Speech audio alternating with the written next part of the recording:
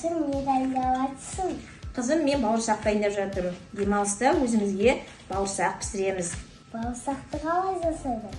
Бауырсақты сүт қосып, қант қосып, май қосып, өзіміздің ұнымызды қосып жасаймыз. Сен маған кеселің немесе осы стаканның көлемімен өлшеп жасап бере ғой, мен майға қуырамын.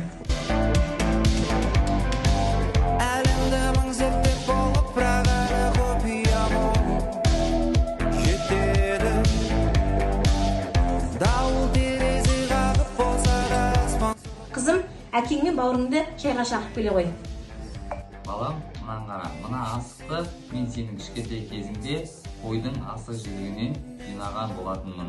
Мысалы, асықтан қаталапай ойнауға болады, сонымен қатар бес асық ойнауға болады.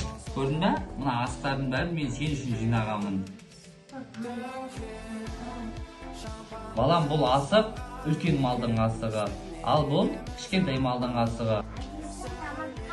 Жақсы қызым, қазір барам. Отағасы Әмірге балабақшада ет-атасын жаттап келуге беріпті.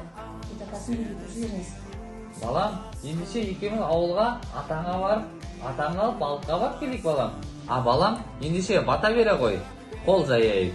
Асына, үйретесің басына. Қана болса сағана, қатып кесілесің.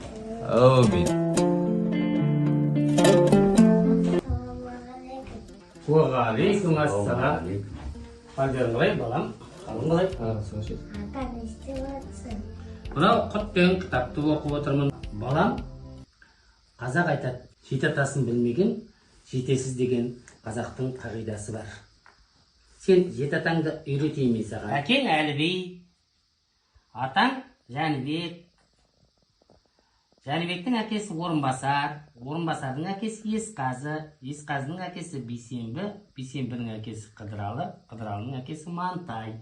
Осы сенің жеті атаң болып есептеледі. Ата жігін айырып жүресің.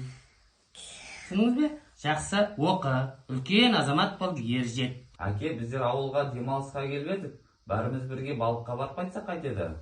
Болады, жөн екен. Бұған жердің табиғатын тамашалап қайтсақ жөн болады. Ал ендеше барайық балық аулауға. Балыққа шықсақ балыққа шығайық. Ал Әмірчөк, балыққа барайық жүр. Не деп ақыл айтайын ұлым саған, жетпей отыр ақылым бүгін соған. Адалдық